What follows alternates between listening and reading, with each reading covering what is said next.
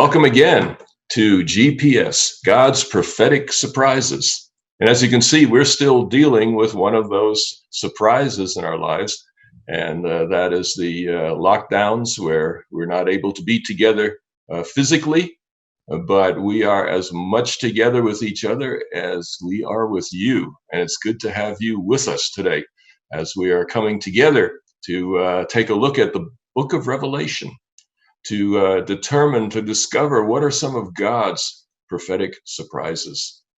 And one surprise we have today is we have a new guest on the panel, and his name is Nick Snell.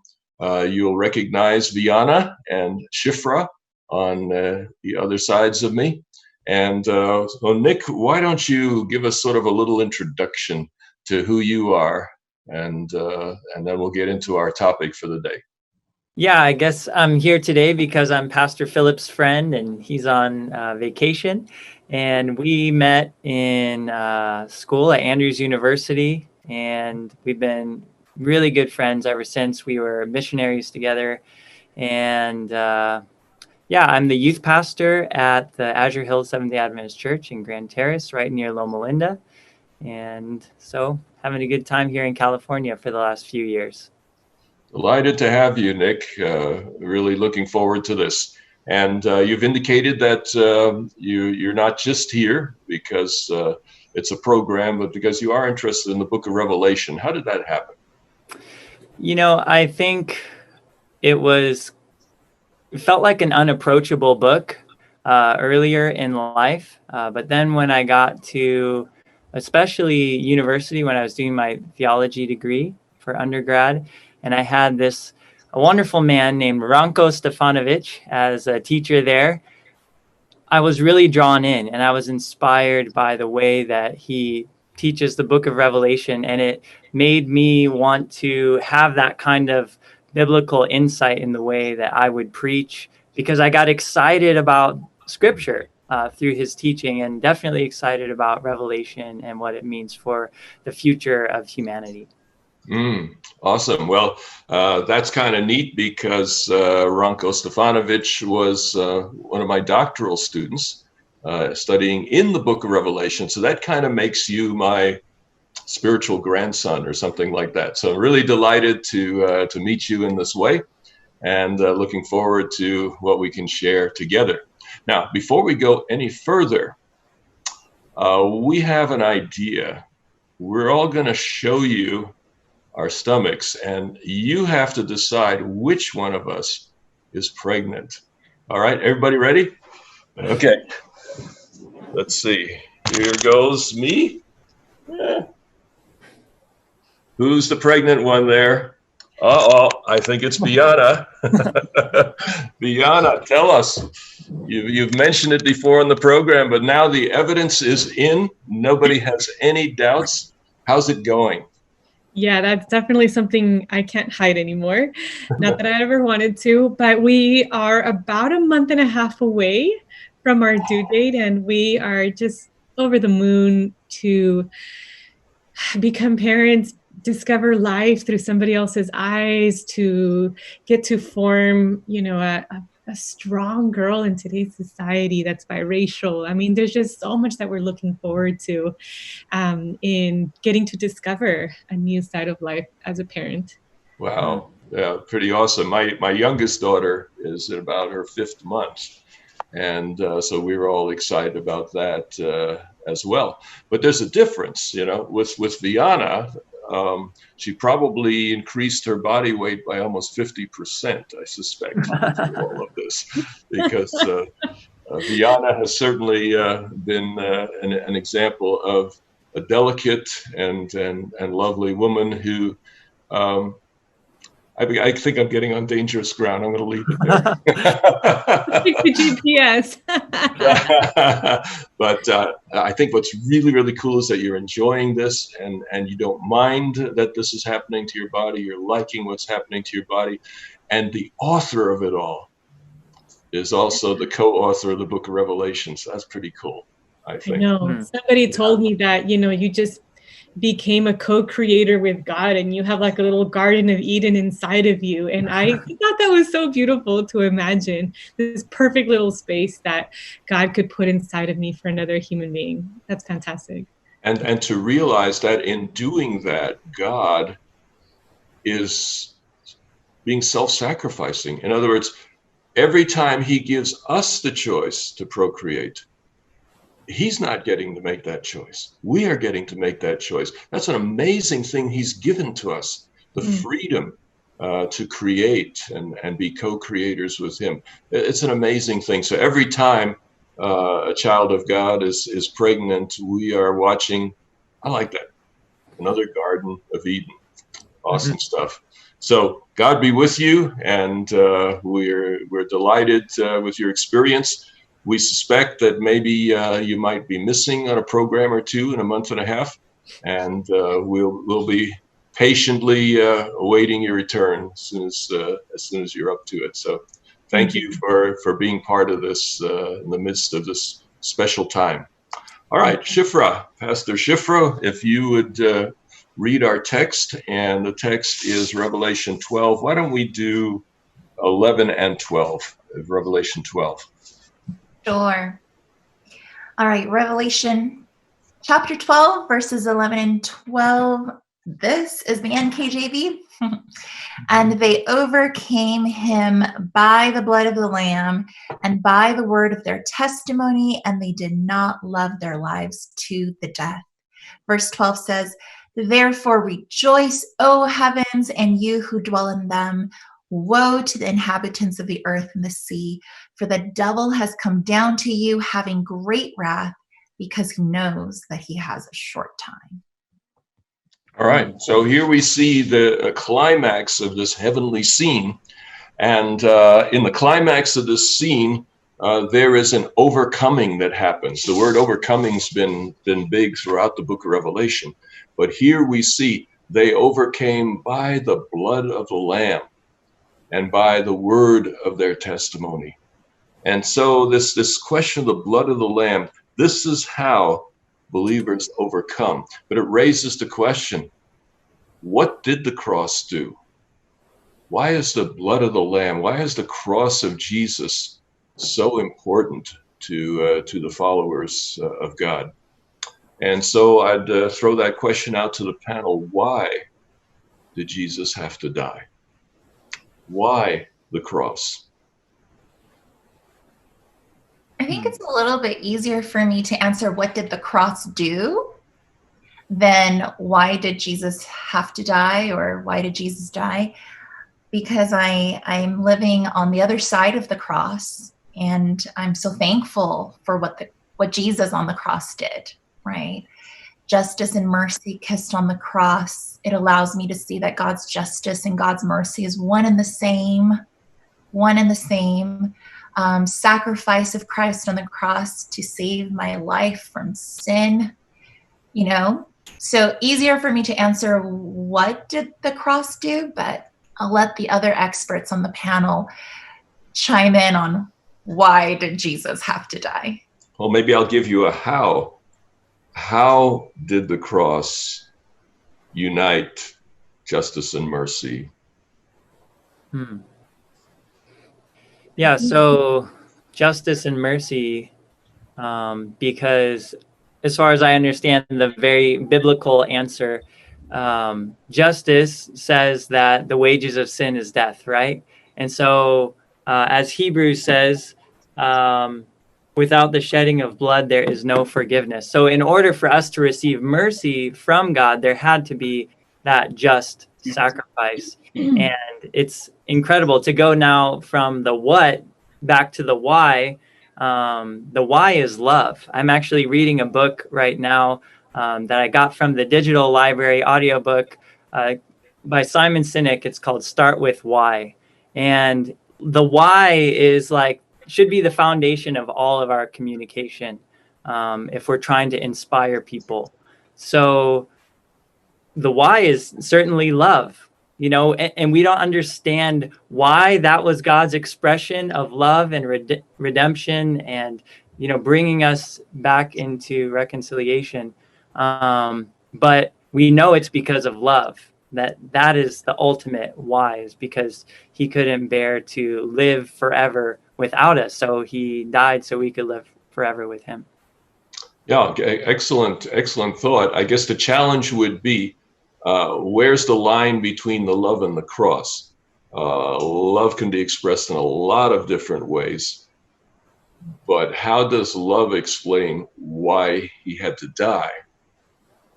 So that's the challenge. I'm not countering what you're saying. No, it's very, very, very, very accurate. But this is a challenging question because, the things that we would normally say the cross did doesn't necessarily tell us the why. And by the way, I like the reference to Sinek. He's one of my favorite young philosophers, if you will. Viana, you have a thought to add?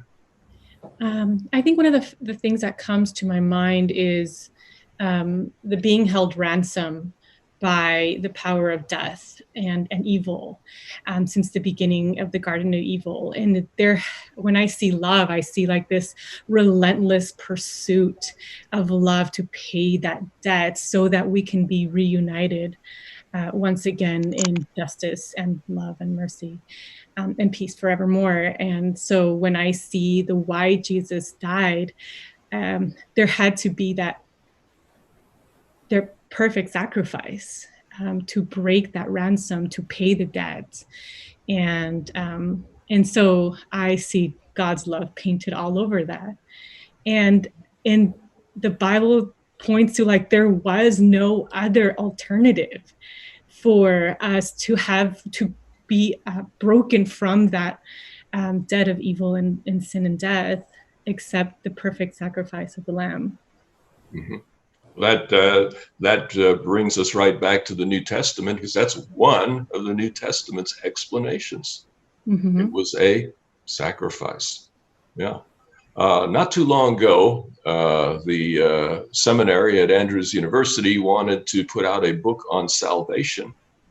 And they asked me to research the topic, atonement at the cross. That's where we are. Okay. And so I started reading and discovered there'd been some 50 books in the previous 10 years written on the question of why Jesus had to die. It's definitely one of the topics that gets people excited. Mm. And so I decided to do a methodology, and that is that a New Testament explanation of the cross has to come in at least 2 different places. All right. In order to make it, there may be 20 explanations of the cross that people find in the New Testament somewhere, but that's kind of too many to work with. So I just said, well, let it be at least 2 different authors, or at least 2 different books that talk about it. And then I'll take that seriously. And I came up with 8 explanations, and I'll share them just quickly here. One of them is sacrifice. Jesus had to die because a sacrifice was needed. Second is ransom. The idea that his death, this is what you'll find Matthew and Mark, for example, he died as a ransom for the human race. A third one is propitiation. And that's sort of like, something bad happened, there needs to be a penalty, and Jesus paid the penalty. A fourth one is the legal concept, and that's where you get justification by faith. It's the idea that we are all guilty in the heavenly court, and that Jesus made it possible for us to be acquitted, to be justified by faith.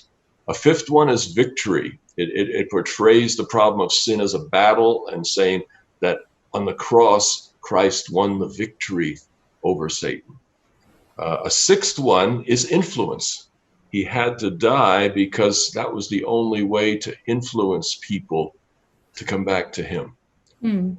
A seventh is a model, that Jesus died to show us how to live a cruciform life, as scholars would put it. And number 8 is that he fulfilled the covenant, that God made a covenant with Israel. Israel didn't keep its part.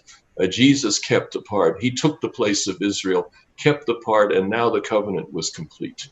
And by the way, I almost wonder if I invented that one, because I wrote about it 20 years ago, but it never occurred to me that I was describing the atonement.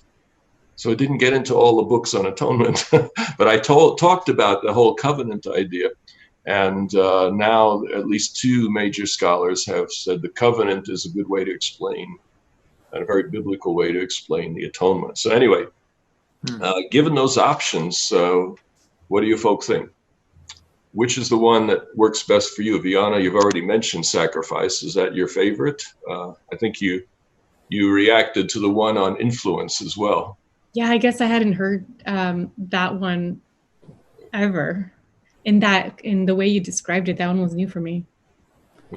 Well, it goes back about 1,000 years. There's a man named Peter Abelard that said Jesus had to die because the cross would warm our hearts and bring us back to God. So that's sometimes called the moral influence theory. I mean, we've definitely seen the evidence of that in, multiple sermons and demonstrations, but the way you put it in relationship to atonement is fantastic. Okay. Nick or Shifra? Yeah, you hear those options. What are you thinking? I don't think one of them has to be the only right answer. I think they're all great, and we should take all of them. I think people have really been inspired by the model of Jesus, to see that he was so committed to what he was doing that they would be willing to kind of live their lives after his pattern. Maybe that, I don't know if I'm using all the terms right, but I think that one is certainly very inspiring. Even thinking of right now talking about social justice a lot. I was just reading a book by Philip Yancey called Soul Survivor earlier this week. Amazing book of kind of his main influences of why he's in the church. And he was talking about how Martin Luther King Jr. was so effective because of the nonviolence that he learned from Jesus, that he learned from Gandhi and the Sermon on the Mount as well. And that it wasn't just the preaching and saying what needs to happen, but actually for people to see that as they're walking down the street in Selma, people are hitting them, there's dogs being sicked on them, the hose is being blasted at them, and they're not fighting back. And that being on national television just flipped the whole script of what it means for our Black brothers and sisters to be oppressed. And people are outraged now. And so when you see Jesus dying on the cross for our sins, that is a model that we're attracted to. We see that it worked. It makes us also want to humble ourselves and find victory in a different way than violence or force. And certainly has that influence capacity in so many things. So I'm excited about these different ways of looking at it you've just introduced us to. All right, that's pretty awesome. I think a fantastic contemporary idiom for the whole thing. The tremendous power. It was because of that the civil rights, movement took power and became nationally accepted. Before that, the nation was divided. But after Selma, the whole nation united. Even in the South, the majority said, times moved on. We need to grow up with it. And Shifra, I thought you were going to say something. Yes. Yeah. I love the spotlight. You brought a lot of good points, Nick. Let's see.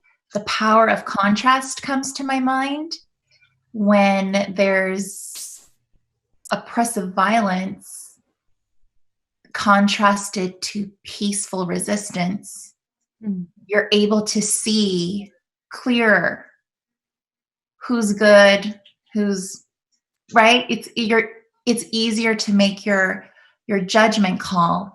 And in the great controversy with God's character on trial, I think of the parable of the gardener in the garden, and after they sowed the good seed, thief came at night and sowed bad seed, and the servants asked the master, what should we do? Should we pull it out? And the master said, no, let them grow to full maturity. And I think the power of contrast, mature evil to its fullest maturity, contrasted, so where's the wheat, where's the tares, and you don't pull up a wheat accidentally. Mm. Also thought that justice being redefined at the cross. You know, some people mistake justice for vengeance, right? And here Jesus shows that justice, diakousone, in the Greek, I might have butchered the pronunciation, is righteousness. It's making wrongs right. It's not condoning what is wrong. It's redeeming who is wrong. And this is what the cross did. Yeah. Well, I like what both of you are saying in the sense that we can't settle for just one of these. We need to do that. They're metaphorical. In other words, each of them is attempting to put into human terms what it might mean to us. But I'm going to be a little provocative here. I don't think any of these are big enough for the cross. Ooh. In fact, I'm planning to write a blog, but I just haven't gotten around to it. But the blog is When Atonement Isn't Enough. You see, all 8 of these have in common, the basic idea is this: what we could not do, God did. I think whether it's sacrifice or ransom or victory or influence or model or covenant, what we could not do, God did. So that's the unifying principle, that we look to God for that which we cannot do. But I would argue that atonement in those terms isn't enough. And I'd like you to take a look at Colossians chapter 1 and verses 19 and 20. Colossians chapter 1, verses 19 and 20. It says, "For God was pleased to have all his fullness dwell in him," that's Jesus Christ, "and through him to reconcile," that's the closest Greek word behind it to atonement, right? "Through him to reconcile to himself all things." Now, the word "all things" there is panta, which is the Greek word for universe. Everything, the everything. "Reconcile to himself all things, whether things on earth or things in heaven, by making peace through his blood shed on the cross." Now the question is, why did Jesus have to die for the universe? Can I make a generational statement? Absolutely, please. All right. So just an observation here. I think it's very millennial for us to start with the why. Would you agree, Nick? Like, we are the generation that needs the why and has been able to unearth that it's beneficial to all humanity of all generations. But I can think of older generations, our elders, who lived in a time where you needed to be able to just take your marching orders and march. You know, it wasn't about why or asking why when you were given what to do.